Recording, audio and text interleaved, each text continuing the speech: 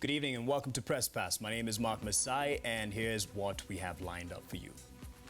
We have a media that is prone to wanting to consistently highlight the so-called divisions.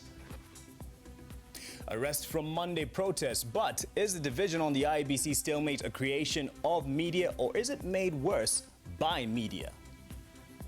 The media is an integral part of the Vijano platform, and we want you to walk along with us. National Cohesion Commission asking media and other stakeholders for help in curbing hate speech. And is the government planning to control the social media space? The Digital Communications Director is here to clarify. And yes, I've just introduced one of the panelists, and that is Dennis Itumbi. Many are asking if you pay me to be on the panel so often. In fact, Noreen McDowell says NTV and Mark, must Itumbi always be a guest at the Press Pass, or was Press Pass created for him? Well, we'll see after the discussion. Hopefully, your ideas will be changed. And Elvis also feels that Press Pass ni Itumbi na Gunjiri, he sells this to the highest bidder. Well, I'm not too sure about that. But anyway, Elvis, if you're watching, let's see if it'll be worth your while, and also the rest. Thank you for joining us. Dennis Itumbi is the Digital Communications Director at State House. Thank you for joining us, sir. And the reason why we have you on will be clear in a moment. Patrick Gadara, a blogger and as well a cartoonist and a columnist, mostly on The Star. He has some thoughts to share here with us tonight. And last but not least, Njeri Wajohi. She is a blogger and a poet, and also has been a member and is still a member of the Bloggers Association of Kenya. We're here to talk about the space of social media and its regulation, especially in these times of what we call hate speech. But also, just to kick off the conversation and to get some of the highlighted and headlining stories out of the way. Of course, today there was somewhat a rest for the newsrooms as no camera was on the streets covering the Monday protest, as court has called off the Monday protest, giving some time till Thursday, giving time for progress to be made up until when. If nothing has progressed, they say they will be back on the streets on anti-IEBC protests. Well, the president on Thursday made some comments against the media, saying that the divisions that have been seen are largely a fault of the media. We have a media that is prone to wanting to consistently highlight the so-called divisions. They have been seeing as if we are being stubborn, we are refusing, tumefanya hivi, tusijui namna gani, and confusing and polluting the atmosphere. We are willing to discuss these issues so long as we follow the laid down procedure. So the president, leader of the government, says that they have been willing all along for dialogue, and as well as court has maintained the same stance that they're willing for dialogue if their demands and will is met in the negotiation process. Well, negotiations haven't practically started yet, but they're in the deliberation process. And I want to get some quick reactions on this before we move to the next issue. And the kind lady, Njeri Wajohi, says she kind of wants to sit out on this one. But if you reconsider, I'll give it to Patrick Gadara to give a comment, and then Dennis. All right, thanks a lot. Thanks for having me. Well, my comment on basically on what the president was talking about, I think he is partially right. I think the media has been pretty much a forum for obfuscation as opposed to for explaining and articulating what the issues are. But I think also the president should take some blame for this. His party should, and of course the people in court as well, yeah, because they have not been themselves very clear about what it is they want. He speaks about laid down procedures, which he doesn't articulate. He talks of dialogue as if it is something that the constitution sort of has rules about how it should happen. You know, and even in some cases we've had the idea being put out, which I think is absurd, that discussions outside of Parliament are somehow barred by the Constitution, you know, or it stands in the way of us actually getting together and discussing our problems.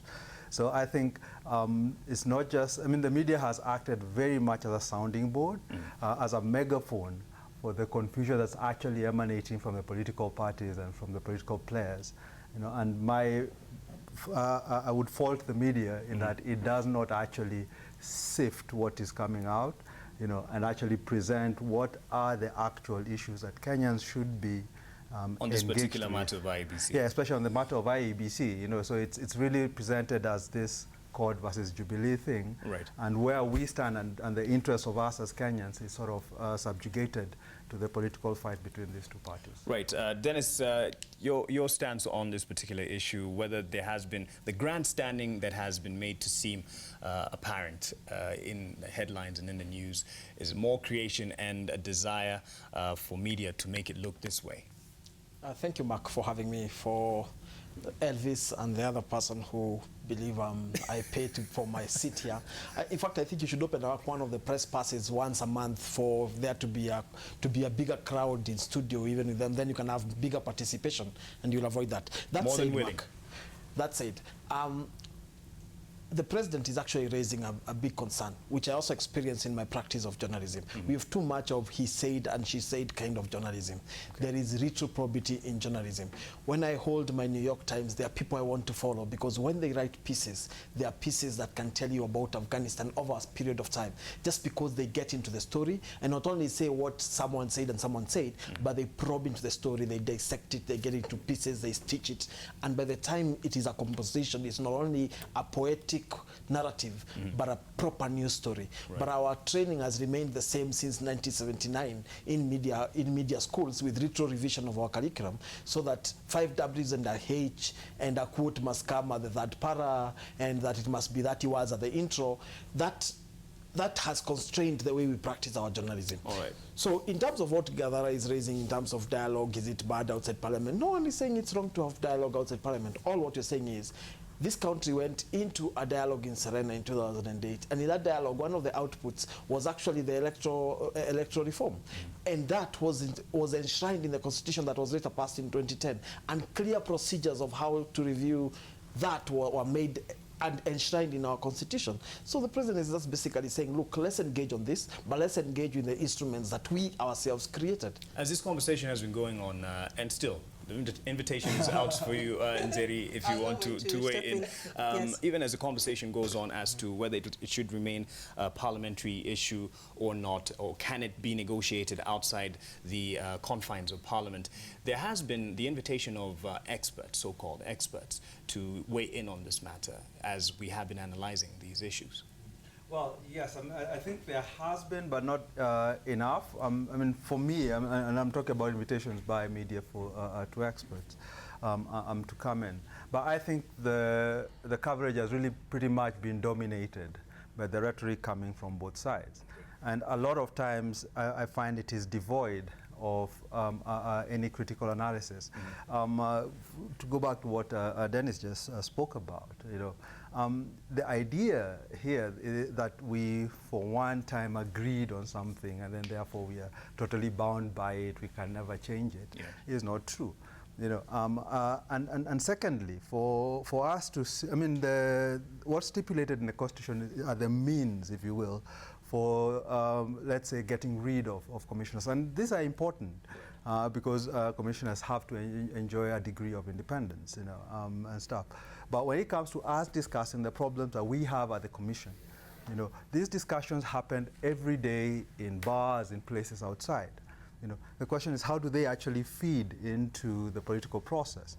And if we get into this idea that it can only be done within the ambit of, let's say, the established, let's say, through Parliament, you know, what we do is we shut out quite a number of these voices, and we go back. Essentially, what they're doing now, what has been suggested now, is a rehash of IPPG.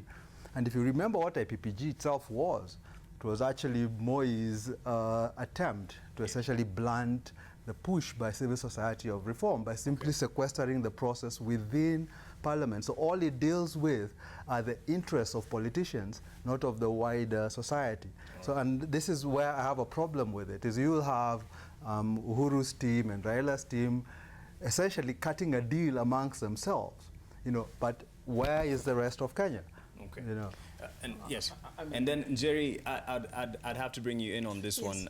As a viewer and a consumer of news, what is your desire in terms of bringing clarity and sanity in this stalemate that is unfolding? You can think about it as Dennis' response to what Gadara said.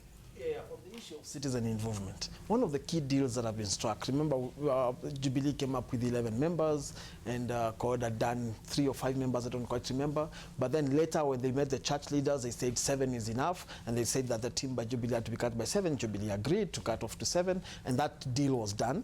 Then citizen involvement, people are allowed to bring, including the president himself, will appear on that select committee to give his views on the IEBC. Experts, the wider community are going to come in, and that's where the media comes in to try and sift and see what are these ideas that are coming in from even the wider population to come in. I think there's been a lot of concessions for the dialogue to happen with a wider society. What is of contention is how then, after getting all those ideas, how then do you preach to how then do you integrate them into the Constitution? The Constitution says, and when Gadara says the change of the Constitution is not rigid, it is rigid. It is provided for in the Constitution itself, how to change it. It is rigid. There are only specific ways you can change it. So there is no other way you can have a dialogue elsewhere and come and impact it on the Constitution. It has to be through a referendum, and specific ways have been provided for that referendum to happen. Okay. Jerry, weighing on this matter as Patrick is itching to respond. Well, as a representative of Kenyans who are watching this every time there's news and wondering what is this all about, and do we only have 2 leaders who are vying for presidency next year? So those are some of the questions that I ask myself, and also asking myself, how come, and I'm not taking any sides, it's just one of those things that just one of those things that I pause and wonder, that IEBC has been okay all along until when it's crunch time. Why is it suddenly become an issue? Because there are times that IEBC was commended for the good work that it had done, and those are some of the things that a lot of Kenyans are wondering. Okay. Why the stalemate and why now? Why now? Yes. And perhaps some of the things that we need to analyze and really look at beyond the surface. Yeah, I think first let me just start with what she said. The IEBC has been okay throughout. And I think going back to 2013, it has been clear, I think, to anybody who bothered to look at 2013, that we had huge problems with the electoral system. And the fact that we haven't discussed them till today, that they haven't actually been part of the sort of national agenda, is the huge problem, is that we have allowed the politicians, essentially, who mostly deal with problems through crisis. That's how our politicians have tended to deal with things, and I think the media has been remiss in not essentially putting this in front of the nation as an agenda. We knew from a long time back, that there was a problem with, for example, the constitutional deadline for dealing with the presidential petition. This was known. So we didn't have to wait by the politicians. Yeah, precisely. And I also think, again, to go back to what Dennis was saying, the parliament and the changing of whether it's the constitution or etc. is a mechanism. That's a mechanism that's allowed, and I would agree that that's a mechanism we've got to follow. But that mechanism does not exclude discussions. Okay. The discussions I'm talking about are not where people turn up, give their views to parliamentarians, and then parliamentarians decide what needs to be done. Right. I think that is the wrong model. Okay. Is that we sit as a nation and we come up with a consensus about what needs changing, and then Parliament implements that consensus. It is a mechanism for implementing the national consensus. It's not the one that replaces that consensus with what it is that they can agree among the 400 of them. When you talk about let's not rule out discussions, in a piece that you wrote covering or covering up how Kenyan media betrays Kenya. And you pointed out the incident of, you know, the good pictures at State House. I'm sure you saw this one, Jerry, and how, you know, it was portrayed that these guys are bosom buddies, and at the end of the day, you fight for those who are friends. And the images that were put out there, almost, you know, we were celebrating it. But you, in a way, feel this shouldn't be celebrated because at the end of the day, they use Kenyans to their own whims and advantage. So even the discussions that you're talking about could probably not be honestly just discussions on IEBC. It's talking about their honesty. And actually, you can take a screenshot of this particular caricature that Gadara had earlier. Right. The article that I wrote, I think, dealt quite a lot with essentially the fact that our politics and the way our politics is reported tends to deal with the problems of politicians, not with the problems of the people. You know, so everything is sort of framed within that ambit. That's why we end up discussing it through the frame of what God said and what Jubilee said. You know, as I said before, lots of the problems we have have been there for a long time. You know, we simply haven't tackled them till they became a problem for CORD, for one side, you know, or for Jubilee. Okay. You know, we didn't address them. Yet we should have been. You know, we should have been sitting and asking. You know, as citizens, you know, it's our primary interest in having a free and fair election that does not lead to violence, that does not leave the country polarized, etc. You know, that is our interest. Okay. It's not just Odinga's interest or Uhuru's interest. You know, Everyone's so how do we go about it? Okay. You know, and as I said before, you know, if we were to simply leave this to the politicians, you know, and to say, well, we can talk to them for 5 minutes, you know, give them some memorandum, and then they make the ultimate decision, as opposed to us cultivating a national consensus that then we can hold them accountable for. Okay. This is what we agreed, this is not what you passed, or this is what you passed. You know, I think that's where I differ with what Dennis. Dennis is Final comment on this before we take a break, and Jerry will now be able to really engage. A nation, Gadara calls for what he says, a nation needs to sit down, a national sit down. This is what happened in Bomas. The nation sat down, came up with something, and gave it for Parliament to do. Now, for us to do that again, we have to go through the processes we agreed on. Because we agreed on a process from Bomas, the nation sat down and decided, look, on our election commission, this is what we'll have. And remember, we had double IEC, then we went to IEBC. We even agreed on the National Voter Register. We needed a new one at that time. We agreed on very fundamental issues at the time when the nation sat. Now, we have a law that is not even, that has not even, we are saying now that one side says it needs to go like this. We've not really heard from the other side on what they really want in that terms of the country. So you're saying, look, if there are these issues, we have agreed on this commission that has these members and this number of members, come and present it. From there, let the processes of Parliament go through. If we still feel as a people that the process of Parliament has failed us, then we have our own address through the same constitution. All what the president has insisted on, and I think on this he's absolutely right, is a constitutional mechanism. And you've brought some pictures of the opposition leaders in State House, and you've thrown in some remarks to the effect that it felt very nice for these guys to be there, for the leader of opposition to meet these guys. And this is not the first time the president has invited them. True. He invited them during when Obama was here. Yes. He invited them when the Pope was here. So they were invited. It is a message after meeting them that continuously becomes a problem, and that is where the media comes in. And that's why I totally agree with Gadaran in his article that we have a media that no longer probes the reports they make. So they just write. The message after the visit, your problem with that?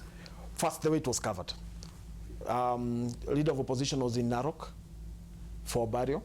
He left and told the journalists there, I've been invited to State House for IEBC talks. The next thing we see is a breaking news alert and articles on all media houses on their digital platforms. No one bothered to call State House to get a comment on it. It was one-sided reporting. But he did go to State House. He said that, but right. No one bothered to ask why has he been invited to State House.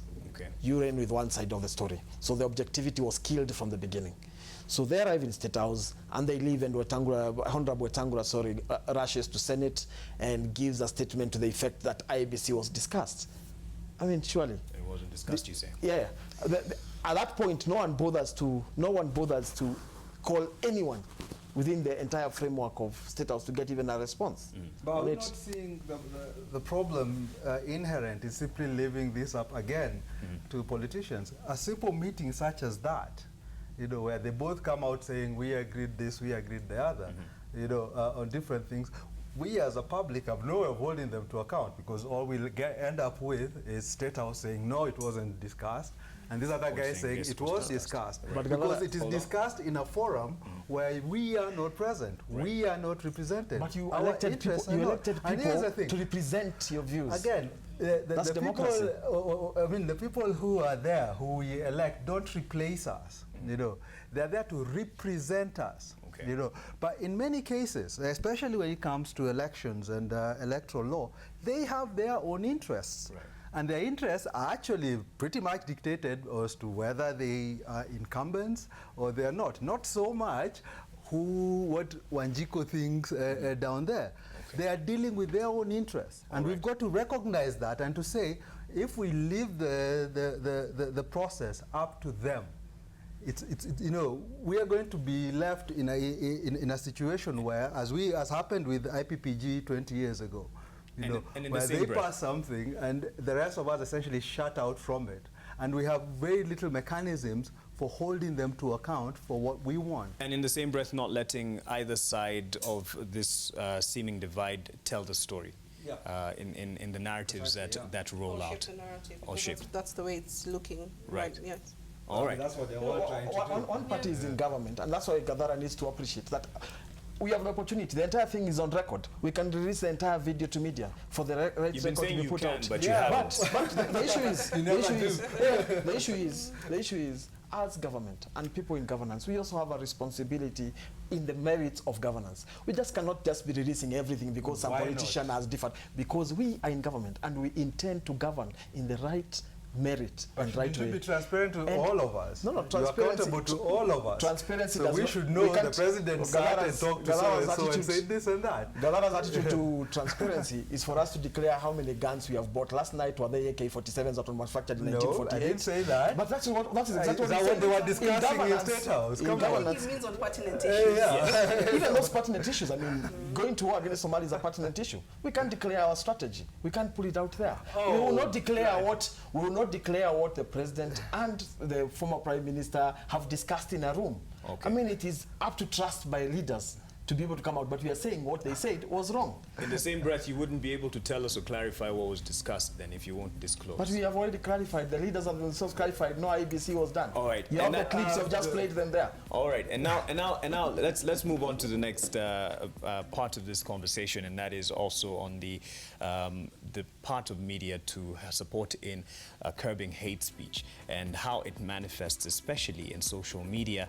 Then it is anchored onto mainstream media and then becomes a national topic of discussion. Then people are asking, should we regulate so that we can kill this noise and vitriol that is online? Stay with us. We'll be back in a moment. Welcome back to Press Pass. And of course, the biggest story today, and some would say it's actually a distraction ploy by government. Mostly people say that the big story tonight has been the hate speech or the inflammatory comments that were made and captured by someone and posted online, and now it's made its way to mainstream media in terms of the Gatundu South inflammatory comments to some of his followers, with other leaders, of course, flanking him. And it has some aspersions that he made comments to the effect that he was calling for the assassination of the former Prime Minister Raila Odinga. Well, here's a story that Brenda Wanga did and gives it some context. Of course, we know now that Moses Kuria and also his Kabete counterpart, Ferdinand Waitito, have already been summoned and reported to the DCI's office to record a statement on this particular issue. From the pulpit in church where he had gone to seek prayers as he prepares for the IEBC negotiations to yet another event dubbed a Thanksgiving service. Here, Moses Kuria made some of his most inflammatory statements yet. In a video recorded, Kuria, speaking in his vernacular language, is heard calling for the assassination of the former Prime Minister Raila Odinga. this to a crowd that cheered and urged him on.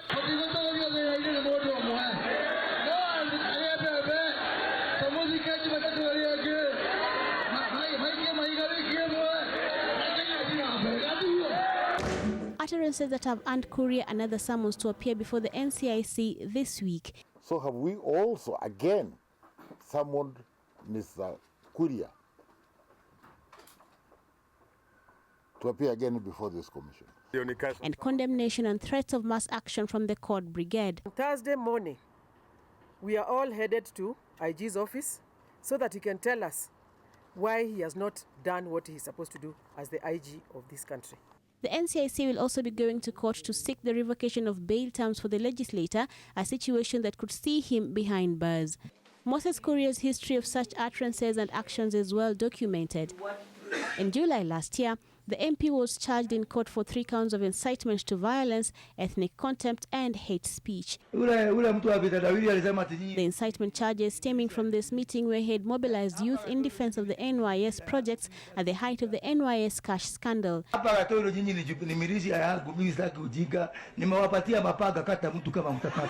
He was released on a 2 million shillings bond for this crime, but not before being required to apologize and desist from further such utterances. Prior to that, the MP had in 2014 been charged with incitement to violence and fanning ethnic hatred. Well, according to the NCIC, the Gatundu South legislator has mastered the law and uses it to evade the larger charge of hate speech by directing his attacks and insults to an individual rather than a community. The commission charged with reining in such cases, however, says the other arms of government, particularly the courts, are frustrating their efforts.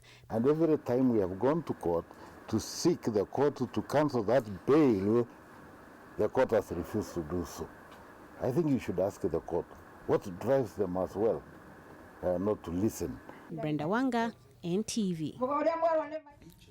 As it was airing, has already gotten some responses from our panelists. And I'll direct this to you, Njeri, as Oremo has written, as you sit pretty, I still insist, you are using media to spew ethnic hatred. So many question the wisdom of airing such stories that have been picked from social media to shape a national agenda discussion on hate speech. In your view, as someone who's, of course, an expert in social media and the power that it has, clearly it has some influence if it's got the attention of mainstream media. Yeah. But how do you view this? Do you critique the mainstream media for airing the same vitriol? It's a very tricky, precarious position that the media finds itself in, because it's a case of damned if you do, damned if you don't. And I think the question that we ask ourselves first is it newsworthy? Okay. And when does something stop becoming newsworthy to perpetuating the same thing that it's criticizing or that it's airing? Mm-hmm. And that calls for a lot of wisdom from the media. And in cases, so in this particular instance where Moses Kuria has, it's something that has happened before. It's not the first time that is happening. Despite the video having first appeared on social media, mm-hmm. I think it's it would be safe for media to give it a blackout, because some of the comments that he has made by continually airing those comments, and we have seen that nothing is done about it, and that sort of makes it even worse. Okay. Because nothing is done. He still has, I think, about 2 cases in court on the same, on hate speech, and nothing has been done about it. And now this happens. So we're seeing an instance of him feeling emboldened by what is happening, because nothing is happening to him. He can still go ahead, make such comments, and it's going to make a news item. So it calls for a lot of wisdom from the media to decide on whether the newsworthiness is sort of comes before, or it is not worthy. Whether, despite being newsworthy, does the end justify the means? Right. Because it's, as I say, it calls for a lot of wisdom. In this particular case? In this particular case, having watched that clip, I feel the media should give it a blackout. Give him a blackout. But yes. it still play out on social media space. It's okay. If you look at the number of Kenyans who are on social media, they're not as many as we, as we think. We don't have that many Kenyans on social media. So yes, despite some of these things being spread on social media, not every Kenyan is going to know about. It's actually a very small percentage. If you look at the number of people who are, because I have the statistics. Okay. We did a report on the state of blogging and social media last year, and we only have, what, 4.3 users on Facebook and 700,000, yes, and 700,000 monthly active users on Twitter. And most of these conversations, yes, once the video came out, I think the video was first shown on Twitter, and also somehow made its way to Facebook. So in essence, we're talking about not more than 5 million people out of a population of 40 million. Right. Would Yes. WhatsApp be included in this social media? Because they're downloaded, then they're forwarded. And that's what people say is the spreading of this same hate. Would you regard WhatsApp as... Yes, I do. But in this case, there's a certain sort of legitimacy that media gives it, and sort of more push, such that people feel I need to know about this, and I need to watch it, and I need to react to it. Okay. That is now what media is bringing to this equation. Right. But if media was to give it a blackout, such that yes, people will forward to each other on WhatsApp, people will share the video on the various social media platforms, but it ends there. It will somehow die out. Really? And this is actually looking at us going towards 2017, because this is not the only comment that will be made. We will have various other comments that will be made by politicians that will be termed, that will actually be hate speech. It will not be dangerous speech or things like that. It will be to be outright hate speech. Right. So this is setting a precedent. How will media deal with hate speech going forward? Okay. Yes. And I'll let the gentleman respond to some of the statistics and the facts that you've shared. But as well, it would be unfair not to give a response in terms of what the Orange Democratic Movement gave in terms of this latest utterances by Gatundu South Member of Parliament Moses Kuria. And this was in the afternoon, early in the afternoon, where the Kilifi Women Rep gave this response to government and a warning of sorts. Listen.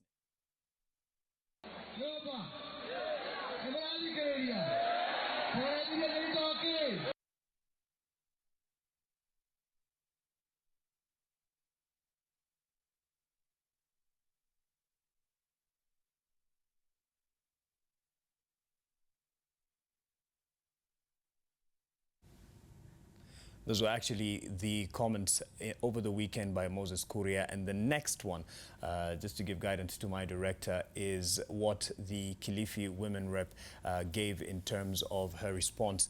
And that is the ODM response and court response to the latest by the Gatundu South Member of Parliament. And there it is. Sisi tunapeana hatma ya kwamba inapofika baada ya masaa 24 kama hatujaona chochote kufanyika kuhusu matamshi ya wabunge walioyasema, basi pia sisi tuko na jamii. Mheshimiwa Raila Odinga ako na jamii, Mheshimiwa Raila Odinga ako na wafuasi, Mheshimiwa Raila Odinga anaheshimika katika taifa hili. Kwa hivyo tunaweza kulingana na wao vile wanavyopanga, na jamii na wafuasi wakapanga lao iwapo sheria hazitafuatwa kuhakikisha kwamba hali hii imepata suluhu. There's a response right there, and I'm sure, gentlemen, you followed this as it played out, and I think you actually tweeted and said you're following this on KTN News, and your thoughts on the response and generally how this conversation is held in mainstream media, and if it at all needs to be held. Okay. Well, I totally don't agree with what Anjari says about blacking out these things. I think that would really be burying our heads in the sand. No, the fact is politicians will come out and will say things. The question is whether we actually hold them to account for the things that they say, okay, not simply ignore them. You know, I think if we ignore them, we'll simply encourage them to say even worse things. Yes. I think in the case of, to start with Moses Kuria, I mean, he has been on warning by a court of law, you know, that in February said that he had his last opportunity, his last warning, you know, and this when the ODPP had applied for his bail to be revoked. So I think this is where the media again should be concentrating on, you know, is there is clearly a warning that you've got one last chance. He seems to have violated that, you know. So for me, the question would be then thrown back at the ODPP, and people should be asking them, what are you going to do about this? Are you going back to court and reminding the court that you had already said that he is not getting another chance? So in which case then we should be seeing proceedings to have his bail revoked. It's not to ignore the fact that he said, I'm not, and I wouldn't say that we need to keep replaying the actual clip of what he said, but we need to be taking proactive measures to ensure that he is held to account for it. Right. In the same vein, I think what ODM said today for me was quite atrocious. You know, I think it was a really poorly and reckless statement, to be quite honest, that they made. You know, when they're saying they also have communities that they can talk to, you know, about assassinations and to protect them and stuff like this.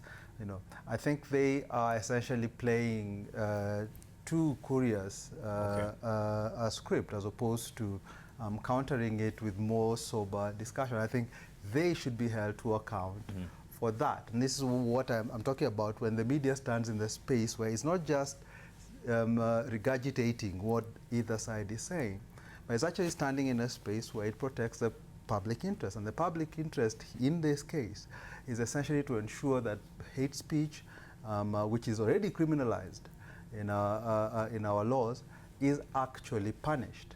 You know, we know, you know, for a long time, these guys have been coming out and spewing all manner of things. They've been going all the way back. It's not just one side, it's both sides. And they do it with impunity, you know, such that there is actually no action in the end. There is no penalty that they pay. But perhaps the inaction isn't necessarily that the focus hasn't been given, because every time this has come up, and you say we know since days back, years back, for some, that this has been happening, and you know it because you've seen it or heard it, some from social media, but many from mainstream media. And hence the issue of follow-up has been done by media. Questioning whether the NCIC is doing its job or is capable of doing its job has been done by media. Well, I think for me, I'm not sure it actually has been done. And I would say one thing. I think for me the issue is, if it's not happening, it's why it is not happening. You know, and maintaining pressure on the officials who are involved, and also on Parliament, which passes the laws. You know, so we can actually look and say, are laws actually working? Our laws against hate speech. If people can simply stand up and say what they want and get away with it, then there is a problem, either with the law itself or with enforcement. But hasn't that been done by saying that the NCIC is a toothless bulldog? What? Hasn't that been done by saying that the NCIC is a toothless bulldog? No, why is the NCIC a toothless doesn't have bulldog? The prosecutorial powers. You know, it doesn't have, yes, and that's now the discussion that we should be having, is how do we change this? Not a discussion of what Kuria said or didn't say. You know, that is the entry point to a wider and I think more basic discussion about what needs changing. You know, is it with this law? You know, do we need to give them the prosecutorial powers? Would they be able to actually utilize them? We've seen they're really dependent right now on the police to investigate this. The police, I think it would be a bit of a stretch to consider them neutral arbiters. You know, in these fights. Okay, let me bring in Itumbi on this, and you made a comment on this online. You said the ODM statement, just like statements they criticize, belongs to the circle of stuff that we should condemn and treat as wrong and unacceptable. Yes, Mark, I'm of the view that we in this nation requires some of us to stand in and say enough is enough. We will not allow politicians, be they CORD or Jubilee, to take us through the path which we clearly saw in 2007 when I was on the side of journalism. it is the same thing. If you draw a chart of 2007, 18 months before, and what we are seeing now, it's exactly the same path. It is, for some of us, as citizens of this country, Kenya comes first. In fact, even the president, when he was sworn in, swore allegiance to the Republic of Kenya. So it's Kenya first. Then if you support Raila or you support Uhuru, that comes second. So some of us that there comes a time in a nation when some citizens must get tired and stand in the middle and be able to criticize those kind of remarks. Well, but let me get back to Njeri. Yes. Njeri raises very fundamental issues. And in fact, what she raises is actually in the law. When you go to the Media Act, that is that should be schedule, second schedule of the Media Act, and that's Regulation 25, which has the Code of Conduct. It actually says, quoting or giving airtime to anyone making derogatory remarks on ethnicity, race, creed, color, or sex is prohibited. That is also done in the Kenya Communication Broadcast Regulation 15C and 15D, which outlaws broadcasting of any matter that glorifies violence or depicts violence in a manner that is likely to incite or perpetuate hatred or vilify any person or section of community on account of race, ethnicity, nationality, gender, and the rest. So it is actually in the law. So the issue is implementation of that law, and we should implement it. And therefore, should this be blacked out, or should it not be blacked out? I actually hold and go with Njeri that actually the media should exercise restraint on it. When you look at other jurisdictions, and there are such, especially where there is black and white and racialism at high levels, they quote the incident, but they do not actually show the exchange and verification of it. That helps in not multiplying the hate speech to a larger population. So, and cases have been decided on hate speech. So as we say NCIC reform, and which I agree with, we also need to look at what has been adjudicated. There was a play that was done by Butere Girls at one point called Shackles of Doom. And there was a brilliant decision by Judge Majaja on that issue, allowing the play to be performed at the National despite it being disqualified. And in his opinion, he argued that having an offensive remark that shocks is not necessarily hate speech. Okay. So that should be allowed. But there was another key decision in the Chirao Mwakwere case when he went to the Constitutional Court to block his prosecution and said, if you go by NCIC Act, then it's unconstitutional because it blocks the minority from being able to project how they have been oppressed by the majority. Basically saying that the minority have not been appointed to government, and they should be able to say, look, it's only Kikuyus, or it's only Luos, or it's only Kalenjins who have been appointed, and not us as the minorities from Mombasa who have been appointed. Yeah. If you block that person, he argued in the Constitutional Court, then you are denying him his freedom of right. And that was a 2012 case, so it was after the Constitution was passed. In the decision, the court decided and made very fundamental observations. One of the major observations that the court made, which is relevant to this discussion, was that prosecution of hate speech cases needs upgrade because of the development of the equipment being used to transmit hate speech. For instance, phones, internet, and that kind of stuff. So the court actually allowed the case to go on. But as we all know, the case eventually went off. Because you have to note this, and this is very important, the National Integration and Cohesion Act was agreed on in the Serena talks so as fundamentally and principally to go for reconciliation and cohesion. It was not about prosecution. In fact, the longer title of the act is, this act is established for national cohesion and integration.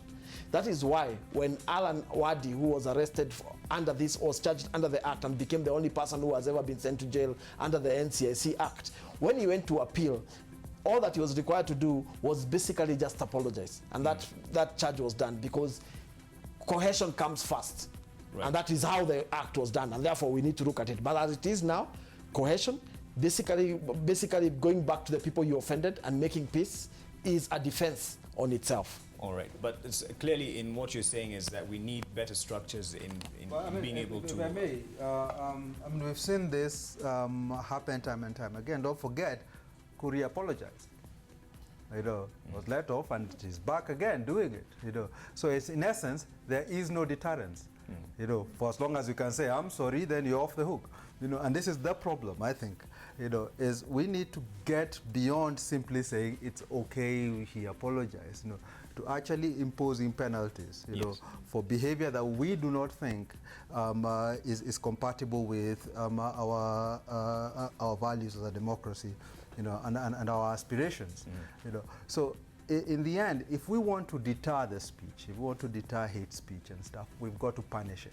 You know, and for as long as we've got laws that don't do this, then that's what we should be focusing on. Is Yes.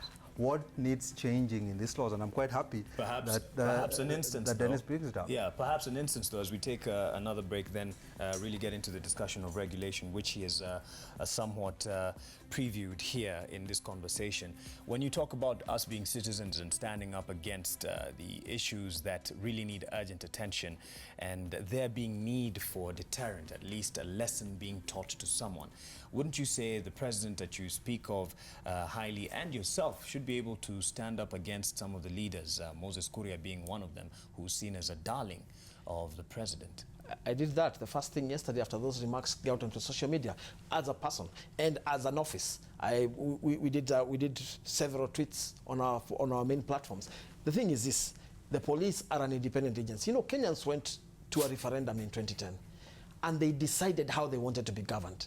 You cannot, in one side, require the president to be all-powerful, and you went to the ballot and said, no, no, no, we don't think the president should be able to guide this and this. But most importantly is this: has the president addressed himself to the issues of warmongers? Yes. Severally. In fact, one of his main speeches when he was, immediately got into office, the first Madaraka Day, was to social media users, right, to basically avoid hate and that exchange. And continuously, as a social media user himself, he said, look, when I'm using this platform, I can't believe what I am seeing. Right. And he has consistently made a remark as a head of state. Then after that, the institutions that are responsible for ensuring that is done are the ones that are responsible for talking. The idea that the president must be the one who comes out in a press conference to address people is actually wrong. May I say something? Yes, Jay. It's interesting how we seem to take different sides depending on who we're dealing with. Yeah. And that's the irony of this whole matter. Now, Moses Kuria did not make remarks on social media. Although the video, yes, was shared on social media, right, he made remarks in an event, at an event. Now, and I think I was mentioning this to you earlier, he is being treated with gloves, like, you know, this is a special child, and yes, let me finish. Yes, and the only thing he had to do was apologize, and he was let go. And now he's back at it. He's arrested. He was requested to present himself. Yes, and he came in and was arrested and filed a statement. Follow up the news first, then comment and criticize. No, okay. You see, the reason why I'm saying this is because we have seen it before. Right. And if there's an assurance that Moses Kuria is going to go to jail, then we can talk about it. But the president can't give that thing. That is the judiciary. No, but we do have a law in place. We do have laws in place. If I may, yeah. I think Dennis is kind of trying to paper over the president's silence on this. This is a member of his party, you know. So the person occupying the seat he used to have, right, as an MP, who stands up and gives the most atrocious, says the most atrocious things. Not once, yes, not this time, not before, right, have we had the president stand up and say, what Moses Kuria said, condemn it. He never does that. All right, let me hold you on that. And this thing is he cannot be saying, oh, you know, I gave some vague speech somewhere, or I tweeted something. This is a particular case, you know, whereas one of his people is doing. And if he stood up, I think, if he did the presidential thing and stood up and said, you know, as president of this country, I condemn all these statements. I condemn the statement by Moses Kuria. You know, nobody should be saying that. It would die. Most people wouldn't go after it. And again, secondly, it is not about usurping the authority of other institutions. Nothing prevents the police going after Moses Kuria even after the president condemns it. Okay, but as a political thing, he needs to stand up and express himself. Because this is a statement that needs to be made in terms of the message and the position of either side. You say you've made your position as the director of digital communications for State House, and you have vilified this. But let's get back to the discussion, especially in form of regulation, because it can't be, as someone saying, just on the side of the road kind of declarations that this will happen or this will not happen, but there needs to be regulation moving forward. And this is a conversation that we'll need to get to as you respond to this, Dennis, after the break. Stay with us. Welcome back to Press Pass. The conversation is now to the regulation of this hate speech that has taken off, especially in social media, and is quite the concern moving into the 2017 elections. And Gadara and also Njeri had put forward that there seems to be special treatment when it comes to the control and the reining in of people on either side, those who actually spew these words of hate. And to you, Dennis. The president and deputy president went around this country on a campaign slogan, kusema na kutenda. So the president said it's being done. Everybody who is involved in this hate speech has been arrested. He said it's being done. He doesn't have to keep saying it. So the issue that the president is not coming again to say is a contradiction to what exactly he stands for. But that's besides the point. Moses Kuria, Ferdinand Waititu, who, by the way, the president appointed Ferdinand Waititu to the River Board after he got into power. And an activist, I think it was Okoiti, I'm not very certain, who went to court. And after going to court, his main argument was that this guy has already been prosecuted for hate speech and cannot be, therefore, be given such a position. And the court actually agreed with him, and the guy was kicked out of holding Athi River, his position as chair of Athi River. And the president actually let him go. Alisema anatenda. It is consistent in his action. Then to let him go. I mean, yeah, the court decided, and the president agreed. I mean, he did not disagree. Had a choice. But of course, he agreed with the court. So he agreed with the institutions that exist. Yes. So the president has constantly agreed that institutions should make decisions, and he abides by them. He doesn't make decisions for those institutions, and that is what Gadara has actually just confirmed in his interjection. Number two, when we had Nairobi ODM chairman spew hate speech, George Aladwa, when he spewed hate speech, we had the leader of opposition not only go to Kibera in Harare and defend him, but go to an international media station, Al Jazeera, and actually say the guy was quoted out of context. Do not mind that the entire context was sprayed. So basically, doesn't make it any better. Of course, I'm actually saying it is wrong.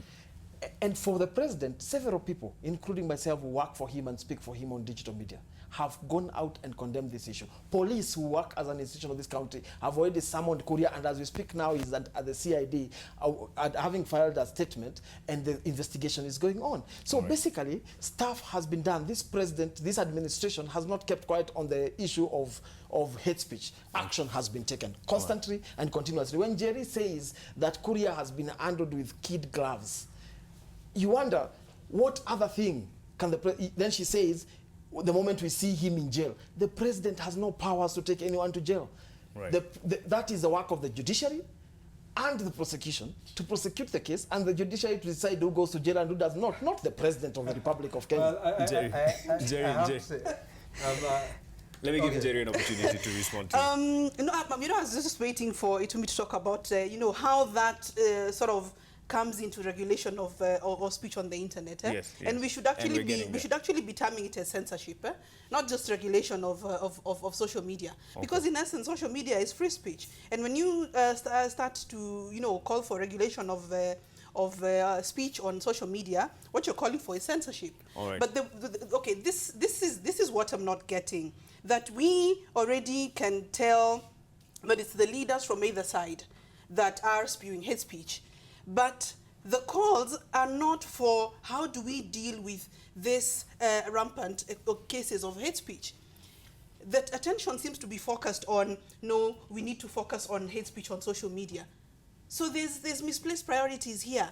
Yes. So do we need better laws to deal with hate speech as it is, regardless of medium? Because let's not think of the medium.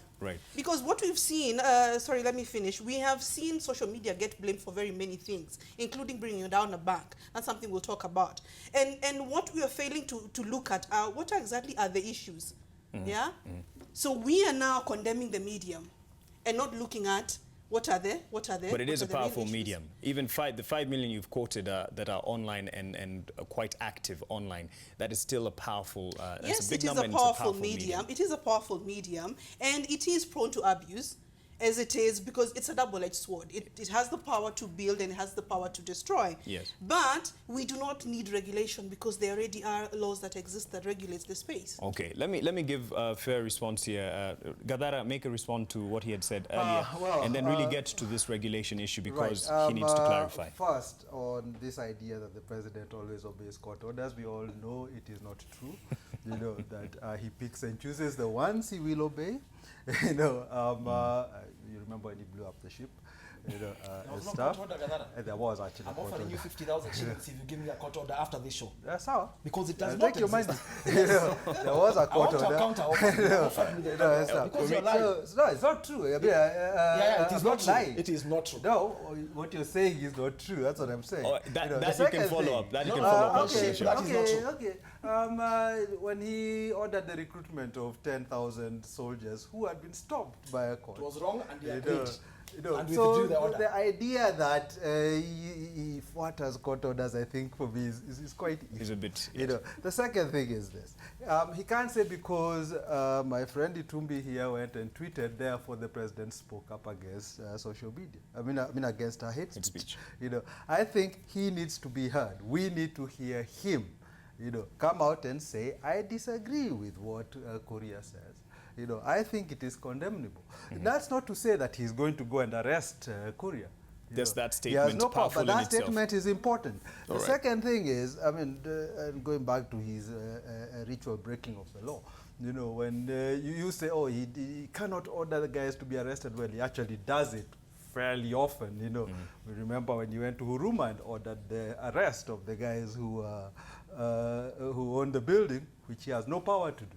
So again, we've got to be careful when we try and present these things to whitewash behavior, you know. But sticking to the issue, I really think that it's important what Raila did when he defended Aladwa, you know, and went beyond just statements. Went with him to the police station, if you remember, you know, as stuff. Was again interviewed recently on KTN and came out again refusing to condemn what Aladwa said. I think it's atrocious. I think it's really, really bad form. And I think it's on the same level, the same par as the president keeping silent about a member of his party. Okay. And this is what I think Njeri was alluding to, how different people treat hate speech depending on which side of the divide they sit. So if I'm in Jubilee and a guy from Jubilee says something bad, then you know, let's not make too big a deal of it. All right, let me move on to this issue. The government, this actually headlined and there was quite some noise about it. The government to prepare law on how Kenyans use Facebook, Twitter, and this is associated to Itumbi, who's right here with us. And the government is preparing a bill, the story says, seeking to regulate the use of social media in Kenya. This is a story that was done by Charles Wanyoro on the Nairobi News. Your clarification on this. Are you planning to control the use of social media in Kenya? Mark, at the end of this month, we'll mark the World Social Media Day. And you can be sure we'll be bringing together bloggers from who hold different views on different sides of the divide, and also business bloggers and sports bloggers. What we are calling for is a peer-to-peer self-regulation. We believe that the media started here.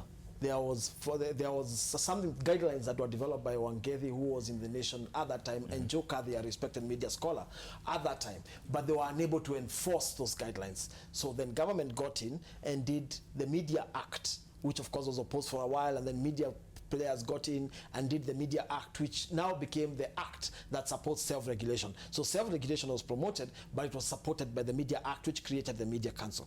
What we are calling for is, first, as a step, that social media itself, through bloggers associations, and I always get into an issue with the existing bloggers associations in terms of BEC, not bloggers associations modeled as a business, but bloggers associations modeled in a democratic manner, more like the Journalists Association of Kenya or the Kenya Union of Journalists. So that... What you're proposing is? What we're proposing is a social media association that sits at the apex. They themselves decide without government who, through a democratic means and whatever they can adopt as instruments, including a social media policy. The president has a social media policy on his page. Parliament is now working on a social media policy. Government is working on a social media policy for civil servants. What you're proposing now is? So now what you're proposing is this. that we have self-regulation backed by law, and that is a practice available in every profession, from lawyers through LSK to doctors through the Doctors and Medical Practitioners Board. It does two things. It does not interfere with freedom of speech online. It actually protects, it introduces an alternative route of legal address, so that instead of bloggers being arrested and taken to court, they are taken to peers. Right. Is it true that you are making, as according to this article, consultations with the police and the Kenya Film Classification Board, we all know who that is, to curb the spread of hate speech, hate messages ahead of the 2017 general election? Yeah, we've contacted the police, we've contacted the Kenya Film Classification Board in the initial stages of trying to sell this idea. It's an idea we're selling, it's a suggestion, and the feedback is very welcome. It's very welcoming. All right. Jerry, you've been taking a lot of notes then, Gadara. I'm still not very clear on how exactly Itumbi is proposing on executing this. And when he says backed by law, I'm not very sure what he means by that. Because self-regulation is mostly an approach that rests with voluntary initiatives, say by bloggers, social media users, internet service providers, without any backing. So when you say backed by law, I'm not exactly sure what you mean by that. Yeah, so maybe you can clarify. Backed by law, the media, in fact, more than social media in this country, values self-regulation at the highest. So what the media did at the time, and I explained that, they got into some guidelines, which they all agreed as media houses would guide them, but they were not able to enforce them. So they agreed for government to come in, and they formed a law that would back up self-regulation within media. And that is how Media Act came 2007 and was revised in 2013, and that is how the Media Council has different components that deal with the issues. That is how you see when Uhuru Kenyatta was Minister for Finance, did not go to court when he accused the Star, he went to the Media Council first. So he created an alternative route. By the way, it is not government that sits in that self-regulated. The fact that the law is there doesn't mean the government is there. In fact, the media, for instance, in the Media Council, which is the law that backs self-regulation for the media, the people who sit there is KUJ, Media Owners Association, Editors Guild, Law Society of Kenya, Kenya Correspondents Association, PRSK, which is a PR body, the National Gender and Equality Commission, the Consumer Federation of Kenya, and the ministry responsible for media, Kenya News Agency, and 2 people from 2 public schools of journalism. So basically what I'm saying is, you will just basically sit as bloggers without the involvement of government and come up with an acceptable way of regulating yourselves as peers. Acceptable way? Within themselves. Okay. Within themselves. That is already there. That is already there, because if you look at, there's something called the self-correcting nature of social media, and also it's also a self-correcting nature of blogging. That is already in place, because there's no way that I can tweet something that I know for a fact that it's wrong and still continue to perpetuate, and there's no one who will tell me that you're lying. That always happens. Jerry, the media also had pages where the next day they would say, we are sorry, yesterday's story was wrong. Yet they still allowed a law that backs up self-regulation. I've got to say this. I think that the idea of self-regulation backed by law is a contradiction in terms. It really is state regulation that poses as self-regulation. It's what the media has. The Media Council is a statutory body, you know. And by that means it is funded by the government, you know, maintained by the government, by funds from the government, you know, etc. And as you yourself said in the list that you gave, the ministry has input into it. It's not media getting together and voluntarily agreeing, you know, to regulate this. In fact, we're in a situation where the Media Council is allowed to register journalists. You know, in fact, it's mandated to register journalists. So if they woke up tomorrow and they said, we're not going to register you, you can't practice. You know, and this is my point, is that is not a media regulation, that is state regulation. Right. When we set up these sort of bodies, and then we say, let's give them the force of law, you know, we turn them into state organs. And because they are state organs, they can't be manipulated. Yes. You know, we saw in the case of the Media Council and the stance they took against people like Al Jazeera for reporting on the extrajudicial executions at the coast. You know, it gives me a lot of worry, and I think that's not the model. If you look at the UK, where they have the Press Council, which is a totally voluntary body that has nothing to do with government, you know, nothing to do with law. You know, and that's what I would suggest that we look towards, is we already have, as people active on media, associations, you know, that are there, that exist, and it should be within the rubric of those that we seek to agree on what's acceptable, what isn't. The final thing I'll say is this. There are laws that exist against things like hate speech. There are laws that exist against libel, you know. Just because you're doing it online does not protect you from these laws, does not mean these laws don't apply. And I would rather, you know, we asked about how those laws are enforced, you know, as opposed to setting up another bureaucracy, you know, that would then be, in my view, inimical to the free exercise of citizens' rights to expression. Okay, let me ask this, and directly so, because what people are really skeptical about is heading into 2017, we'll see another Uganda issue where during the elections, then there's a total blackout, social media shut down. Is this what is going to happen? Is it likely? Are you providing an environment that would actually enable the government to shut down social media? The Jubilee administration has no business shutting down social media conversations. It will not happen, Mark. So that is an assurance. Okay. Basically, what I'm actually suggesting here, I'm actually suggesting it even beyond being the holder of office in the digital field, even being a blogger. You have better protection being in a body. It can be whatever body. If they agree, a press council model like the UK, fantastic. But you need a form of regulation and a body responsible for enforcement of that regulation. Okay. So that if you have a person who constantly preaches some aspect of things, that body can be able to get onto them as peers. Peer-to-peer regulation is acceptable all over the world. If that can be done and be established, there is no problem. I mean, no one has an issue with it. This is another thing I don't understand. If somebody is getting online and putting out illegal content, you know, we've got a whole government bureaucracy, you know, that essentially can take him on, take him to court, as they did with the guy. The solution to those kind of things is not always to arrest them. It's also to empower them through training, empower them through opportunities. But that training doesn't require, it doesn't require government, you know, and this is my thing, is when you introduce government into this, government comes with its own interests. But I've already considered it doesn't have to be government, it can be a body as long as it works. Yeah, but Wangari Mwangi and I said, and Joe Cathy came up with this initiative appointed by Media Owners Association and Kenya Editors Guild, and they came with it for self-regulation, guidelines developed by media houses and agreed on the house policies of media. Those things did not work. They are unenforceable. But if social media can be able to do it, why not? So basically saying you haven't been doing it so far. No, okay. You say that why this is conflicting. Exactly. I don't know what it means because you see, social media is just a platform that is enabling free speech. So what we are trying to say is that you know, going forward, if I am having a conversation with you, then we need to have government come and just because we are regulating ourselves, we need to have government come and enforce that, or you know, we need to have our speech backed up by law, and that is exactly what Itumbi is proposing, because social media is just a medium for free speech. Because now it begs the question, what exactly needs to be regulated? What is this that needs to be regulated? That the existing laws, which are currently we have 4 laws that are existing that deal with whatever occurrences that there might be that will deal with undermining authority.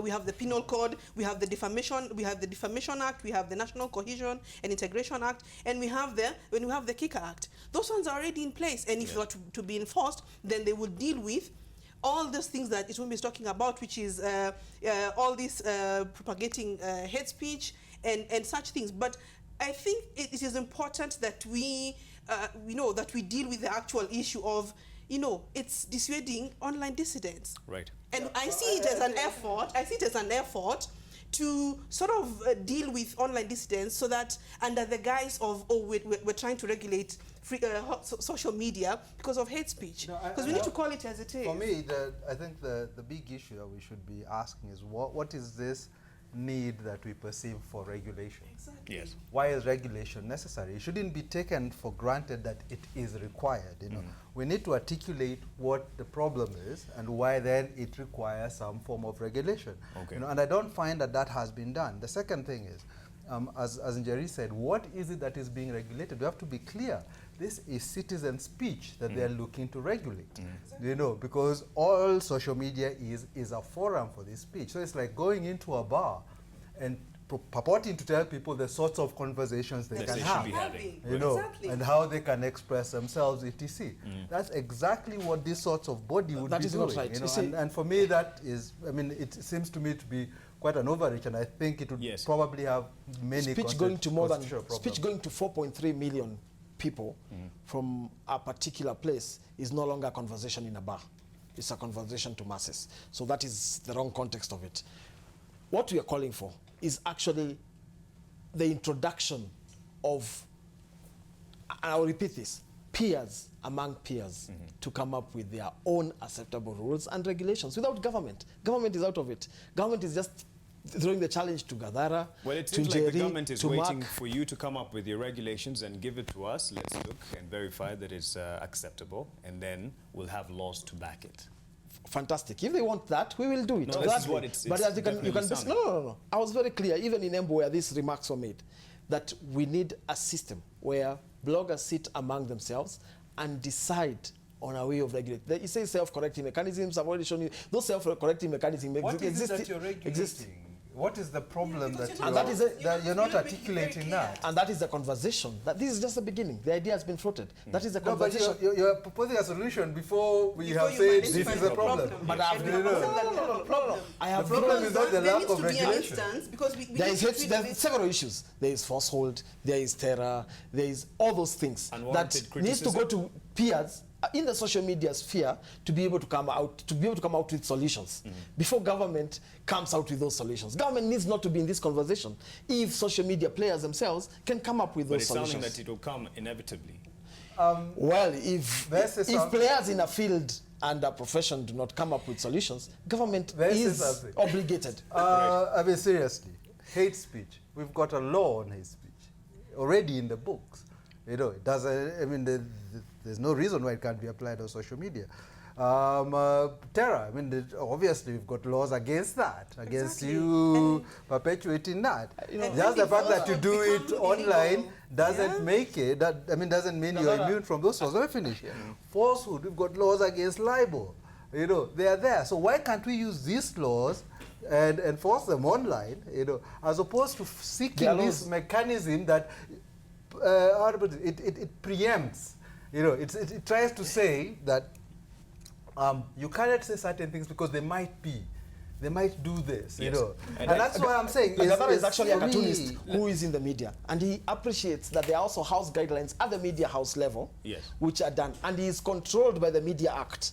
Despite there being laws of defamation and libel, the Media Act still exists to regulate him as a media practitioner. Which is what I was saying. That is state regulation. That is not self-regulation. And he has never... state regulation. And that is why... And I keep saying that at this point, for me, you need to allow me to finish, because I've also allowed you to finish. Yeah. I started by saying, first, it's self-regulation opportunity for bloggers themselves and social media players to come up with the rules. Then, if that fails, then the state has no choice but to try and suggest how state regulation comes in with the form of a law which is equivalent to the Media Act. And he is controlled by the Media Act. It's amazing that he sits here and says, why not use hate speech law? Yet he's controlled by the Media Act, and there is hate speech law. If he writes hate speech on the Media Act comes in before the hate speech law comes in. It sounds like it's going around because they're still asking what this is because what Itumbi is proposing is a direction that Russia has taken. Now, Russia enforced laws that require any blogger with over, I think it's about 3,000 readers, register as a media. That is, I see, that is what Itumbi is suggesting. And I've not appointed you my spokesman. So please you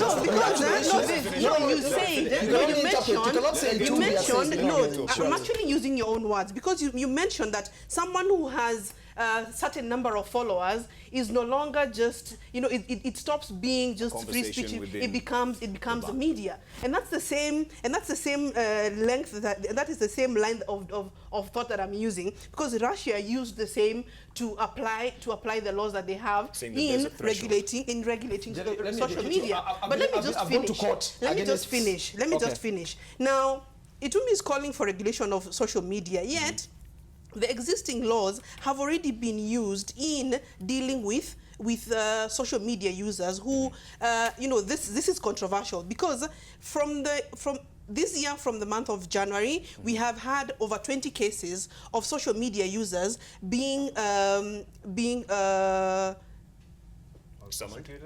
prosecuted under the law which under the the Kenya Information and Communication Act, which a few months ago was struck out. So it is not a case of, oh, we have, you know, this is a problem that has been going on. We do not have laws that are able to deal with it. We already have laws that are dealing with it. Otherwise, we would have cases where none of the social media users have been prosecuted, and we've not had any cases. But if anything, we have had more cases which were alarming, and that is what led Article 19 and another social media user to actually contest the legitimacy of this Kika Act. All right, I'm under the regulation of time here, and my director wants to kick me out. But Itumbi, you're probably very passionate about this because you're pursuing a master's in new media development and governance, and probably this is, gentlemen and lady, this is probably going to be a thesis project.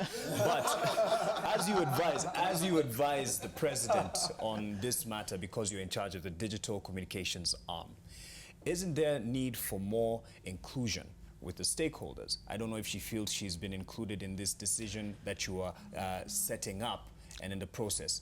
I called it a suggestion at this point. A suggestion, yes. And but it seems we'll continue. It's good that we have these reactions because you're going to continue. I'm actually going to contact both of them and many other players in this to add into their thoughts into it. As I said, the first step is please, please, please, let's go for self-regulation. Right. But in the absence of self-regulation, there has to be a form of state regulation, unfortunately. So right now it's just a suggestion, there's nothing... It's a case of being prepared. Yes. For the ultimate, which is inevitable. And I think, Gadara, you'll agree with me. What I will say is simple, is I have not seen the case for regulation. And I think before we even jump in to start deciding whether it's self-regulation or state regulation, we need to first see what is the case for regulation. What is this idea that everything needs to be regulated, that speech needs to be regulated? Even water is regulated. And this is my for question. You to have a bottle of water, well, that's my question is, what is the case for the speech that I have online when I sit down to write a blog or to write a tweet about what I had for dinner? Yes. You know, that somehow that needs regulation. Right. What does it actually mean? And I think what we are doing is we are opening really bad doors, because once you start talking about it needs regulation, the next step is people who have an interest in regulating, and a lot of this will be people in government, because lots of speech online is, and dissenting speech is targeted at government, would be them looking and seeing this as an opportunity, as they did with the media law, you know, essentially to shut down critical reporting, you know, or to make it much more difficult for critical reporting to happen. You know, the laws that we are seeing today are covering media, from the ones that we complained about paying 5 million etc., all come from the idea that you require regulation. Okay. You know, and that for me is a problem. And this is my last, because we have to wrap up.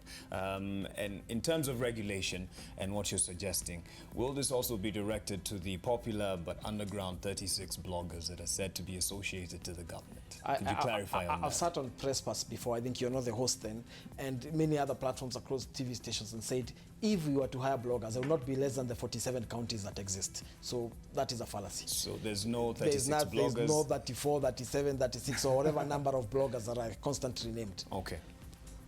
Having said that, let's be open-minded about this issue. In fact, regulation most times is actually an opportunity to actually empower. You actually create an opportunity for people not even to go to court directly. As bloggers, they first of all land on an association. So let's not just, and of course, you know, many times this thing is, when it gets there on social media, people then say, but the president is not bad, it's the people around the president who misinforming him, such as you, and you've been criticized. Yes. But President Uhuru Kenyatta, as Minister for Finance, took the microphone, and at that time he was accused of being the people around President Kibaki then who were misadvising President Kibaki. And he said this: President Kibaki is not a lad. It's not, he's not your boy. He's not your messenger. He understands his role, was elected by a majority of Kenyans to office, and does not need anyone to misadvise him. So those are fallacious. This fallacious stuff. Maybe you're covering your own. Maybe you're covering your own behind, man. Actually, it's an important point he has made. A few seconds, and You know, and it's the an lady important makes a point last that point. I think he has made. Whenever you see government mess up, you know, we shouldn't always get back to this idea that the people who are actually in charge are somehow misadvised. You know, these people make decisions themselves. Right. You know, and I'm glad that you recognize this. Yes. That we don't turn to the advisors. In the end, the buck stops at the guy who holds the office. You know, so when our laws are broken, court orders are ignored, we know where it comes from, and those are the people we should hold. We to always say account. the buck stops with him. Yeah. The kind lady, Njeri, moving forward, what you'd want this conversation to be shaped out? I wish we were having a conversation on online privacy protection, because that is a real problem. We have had instances where private conversations have found themselves onto public spaces, and we have seen instances where you know, individuals have become victims of this lack of online privacy, and it's becoming a problem because when we have conversations, private conversations happening on WhatsApp being leaked onto other social media platforms that are public and you know, out there for Such people as to Bro, make Chola, and interpretations. what have Yes, you, there are yes. quite a number of cases that that we have seen, and in certain instances, you know, individuals termed as collateral damage. Now that is actually a bigger issue that we should be that I feel we should be addressing, rather than you know, regulation of social media, because this is also happening on social media, and the repercussions are you know, are dire. Right. So that is a conversation that we should be having, and we should be talking about how do we now go ahead and have in place an Online Privacy Protection Act.